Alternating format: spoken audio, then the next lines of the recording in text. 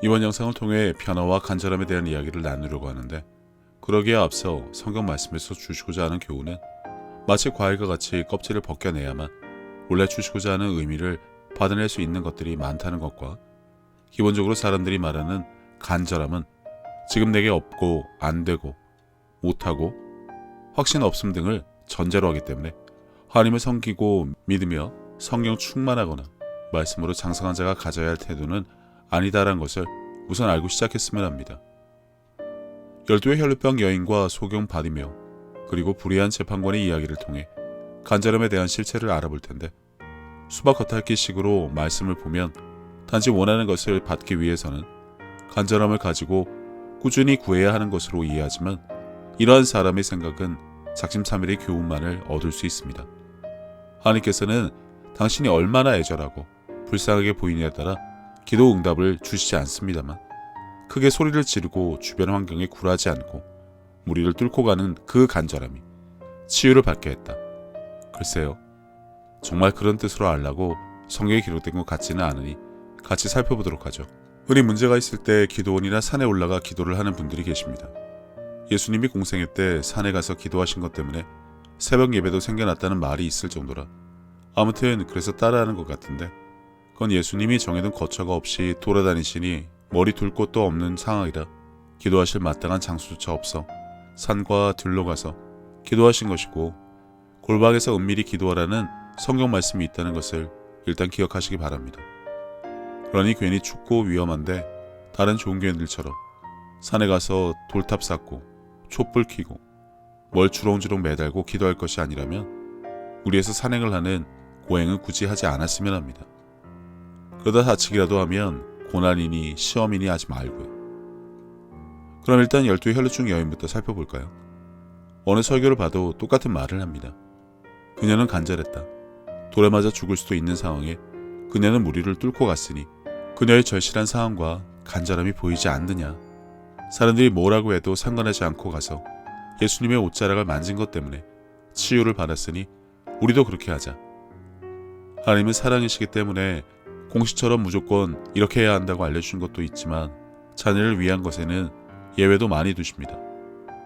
하지만 우리가 알아야 하는 것은 편법이나 어쩌다 얻어 걸리는 것을 쫓지 말고 흔히 사람들이 아는 것보다 훨씬 높은 단계의 가성비 최고의 신앙생활을 하자는 것이니 좀 더 살펴보도록 하죠.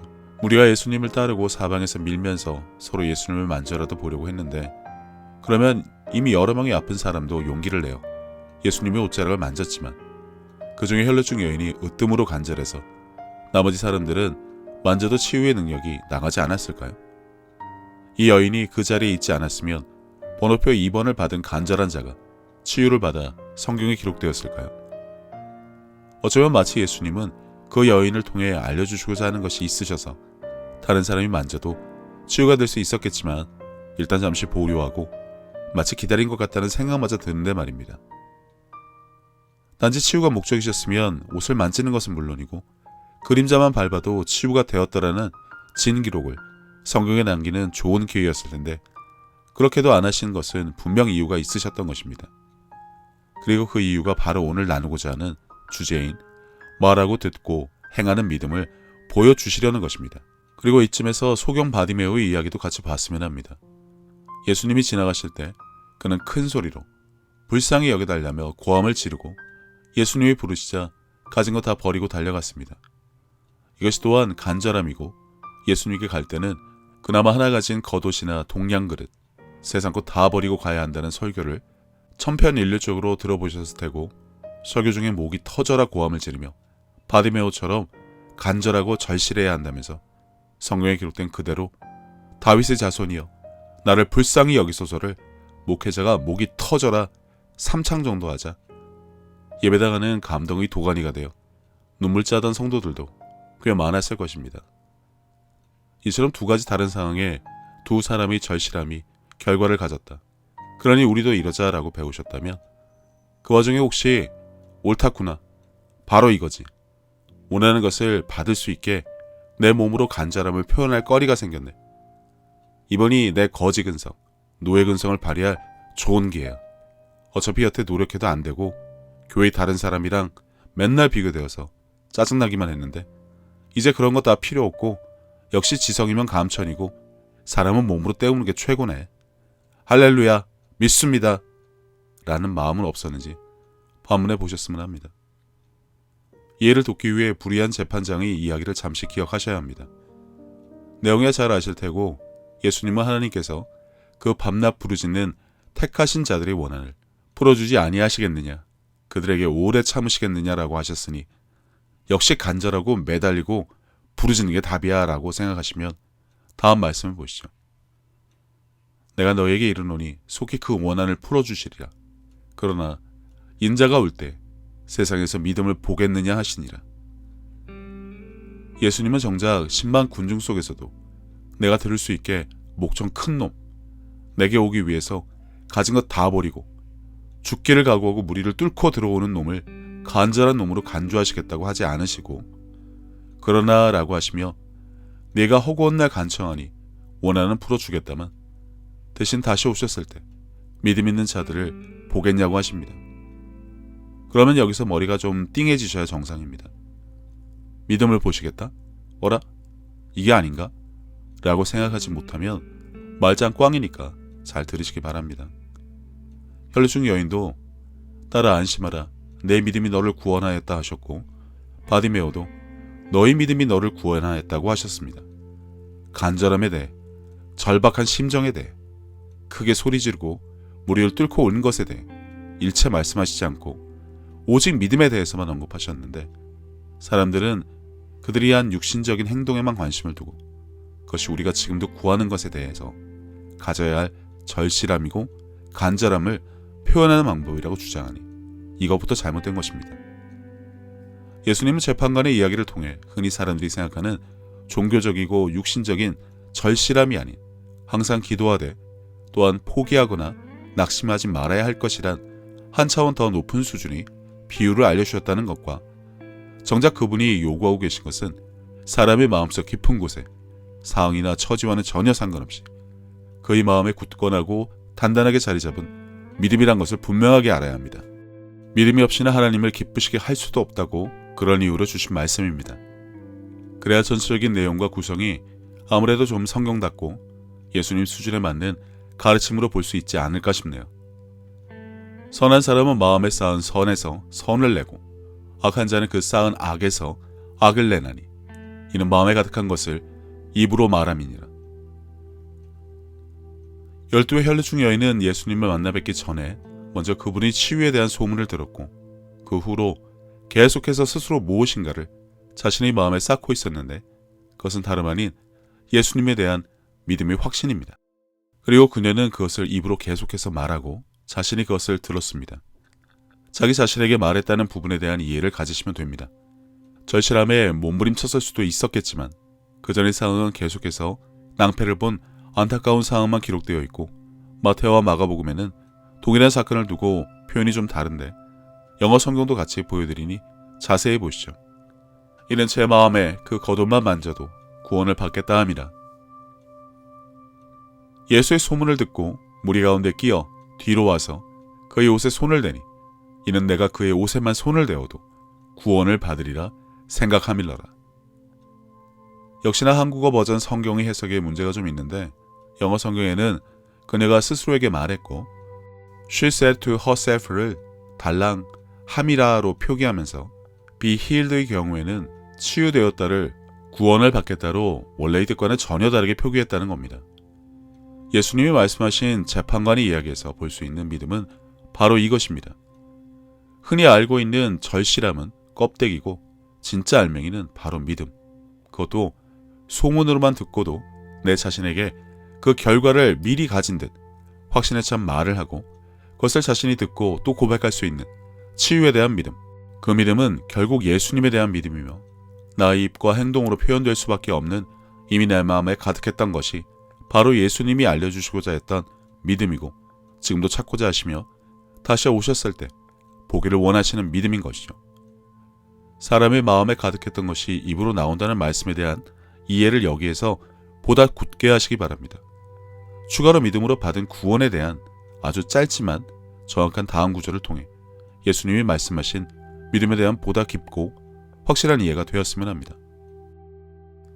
사람이 마음으로 믿어 의에 이르고 입으로 시인하여 구원에 이르느니라. 예수님이 말씀하시는 믿음은 당신 스스로 만들어 보려고 하거나 믿어보려고 어떻게든 애쓰는 지성이면 감천의 노력을 믿음이라 착각하는 종교적인 개념을 말씀하시는 것이 아닙니다. 거의 사람들이 흔히 생각하는 간절함도 믿음처럼 만들어내려고 애를 쓰거나 억지로 그러한 마음이 되도록 나를 쥐어짜서 되는 일이 아니란 것이죠. 표면적으로는 그렇게 보일 수도 있었을지 모르겠지만 정작 12의 혈루증 여인에게는 예수님에 대한 믿음이 있었습니다. 그래서 예수님은 그녀에게도 바디메오에게도 동일하게 내 믿음이 너를 구원하였다고 하셨던 것이고요. 그녀의 간절함에 대해서는 이런 반고 없으셨고 바디메오는 소리 질렀다고 칭찬한 적 없습니다.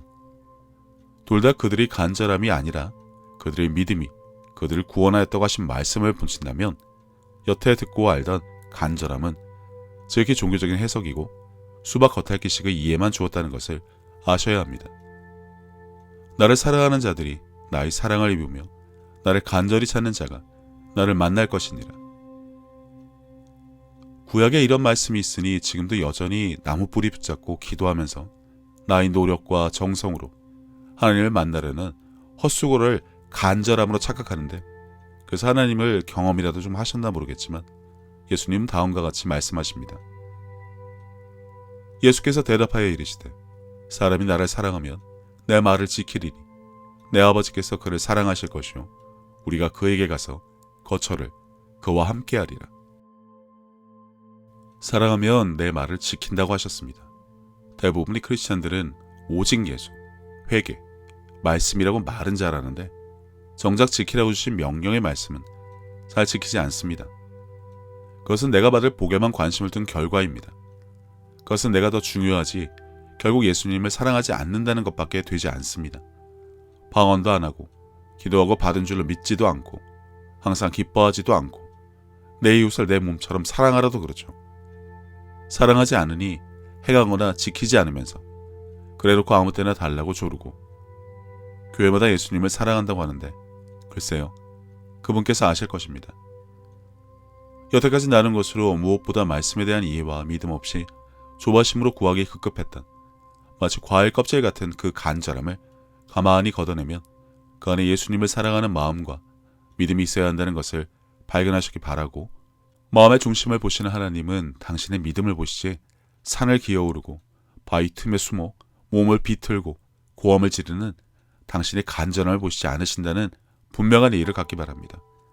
율법이나 육신적인 행위로 그분을 만다고 감동시키려고 하는 지성이만 감천은 샤머니즘, 토속신앙과 같을 뿐이고, 목이 터져라 주여 삼창 외친다고 하던 일 멈추시고 당신의 기도부터 들어주시는 게 아니란 것도 분명히 알아야 합니다. 또 하나님 앞에서 아무도 율법으로 말미암아 의롭게 되지 못할 것이 분명하니 이는 의인은 믿음으로 살리라 하였습니다. 정작 예수님은 무엇을 알고 싶으실까요? 내가 나를 사랑하느냐? 나를 믿느냐? 내가 네게 줄 것을 믿느냐? 주면 받을 수는 있느냐를 알고 싶으시지 간절한 간구랍시고 질러대는 목소리 데시벨에 따라 얼마나 쥐어짜고 있는지, 얼마나 눈물을 짜고 있는지 그 몸짓에 따라 반응하신다고 생각하는 지극히 종교적이고 육신적인 행위를 믿음이라 착각하지 말기 바랍니다. 분명하게 기억하실 것은 하나님을 기쁘시게 하는 것은 약속의 말씀을 붙잡고 살아내는 우리의 믿음입니다. 그러니 믿음은 조르거나 애원하거나 안 되는 일을 되게 하시도록 책임을 떠넘기거나 이번만 도와주시면, 이렇게만 해주시면 이라며 하나님과 흥정을 하는 것이 아닙니다. 자칫 잘못하면 기독교는 목마른 놈이 알아서 우물 파는 종교로 보여주기 십상인데, 기독교는 내 육신적인 노력과 정성을 간절함으로 그럴듯하게 포장해서 하나님으로부터 무엇이라도 얻어내는 종교가 아닙니다. 무엇보다 잘못된 절실함이나 간절함에 대한 이해는 포도나무 비유와 같이 하나님이 공급에 연결된 자녀라기보다는 마치 나무로부터 부러지고 버려진 자들, 성경에 언급된 수많은 약속들을 믿음으로 붙잡고 각자의 삶으로 살아내지 못하는 자들이 넋두리처럼 보일 뿐입니다. 그러니 마음의 중심을 보시는 이에게 세상 어떠한 폭풍이 몰아치더라도 믿음으로 굳게 서서 담대히 말씀을 선포하며 하나님의 약속을 믿고 붙잡고 살아내는 자, 요동치는 마음조차 가라앉게 하시는 그분의 말씀에 늘 귀를 기울이며 마음으로 믿어 의에 이르는 하루하루를 살아내는 장성한 자가 되어 가시기를 바랍니다. 예수님께서는 내 마음을 다하고 목숨을 다하고 뜻을 다하고 힘을 다하여 주 너의 하나님을 사랑하라 하신 것이요. 둘째는 이것이니 내 이웃을 내 자신과 같이 사랑하나 보다 더 큰 계명은 없다고 하셨습니다. 생각해보면 믿는 사람들은 이미 하나님께 받은 것이 너무나 많은 것을 아는 자들입니다. 예수님을 통해 죄사함과 구원을 받은 것부터 시작해서 살아 숨을 쉴 수 있는 공기와 바람, 맑고 푸른 하늘과 마실 물, 그리고 땅과 그 위와 아래의 많은 것들, 이미 오래전부터 내 주변에 있어 왔으니 당연한 것으로 여기며 우리는 여전히 값없이 공짜로 받아 그것들이 감사함을 잊고 살기는 했지만 그런 것 말고도 하나님으로부터 받은 사랑과 평안에 대해 생각하자면 끝이 없습니다. 하지만 사람은 하나님으로부터 받은 그 많은 은혜를 갚을 방법이 없습니다. 그래서 하나님께서는 내 이웃을 내 몸같이 사랑하는 것으로 그것을 대신 갚으라고 하신 것인지도 모릅니다. 그리고 지극히 작은 자에게 한 것이 곧 하나님께 한 것이라고 하셨으니 그분의 은혜를 알고 그분을 닮아가는 삶을 살아가야 한다면 지금 내가 살아가는 삶의 방향이 하나님과 나의 이웃을 사랑하는 올바른 길 위에 있는 것인지 한 번쯤 점검해 봐야 하지 않나 싶습니다. 이와 같이 하나님의 뜻, 그분이 기뻐하실 일이 무엇인지 알고 내게 주어진 소명을 다하기 위해 끊임없이 힘쓰고 노력하는 것도 크리스찬들이 마땅히 해야 할 일이 아닐까라는 생각을 해봅니다. 이제는 세상 유행에 따라 요동치던 내 마음을 모두 내려놓고 혼자서 하나님의 뜻을 헤아리는 시간을 가져보시기를 권해봅니다. 하나님은 세상 모든 사람들을 사랑하십니다. 그렇기 때문에 당신이 사랑받기에 마땅한 사람인 것처럼 당신의 가족도 이웃도 그분에게는 마찬가지로 소중한 자녀들입니다. 당신이 어려운 상황을 겪었을 때 하나님께서 당신의 삶에 관여하실 수 있도록 마음의 문을 열고 그분을 신뢰하며 동행하는 삶을 살아왔듯이 이제 당신도 다른 사람들에게 먼저 다가가서 손을 내미는 귀한 삶이 되어주시기를 바랍니다. 예수님께서 주신 새 계명, 서로 사랑하라. 저도 늘 제 자리에서 최선을 다하여 섬기고 사랑하며 살도록 하겠습니다. 감사합니다.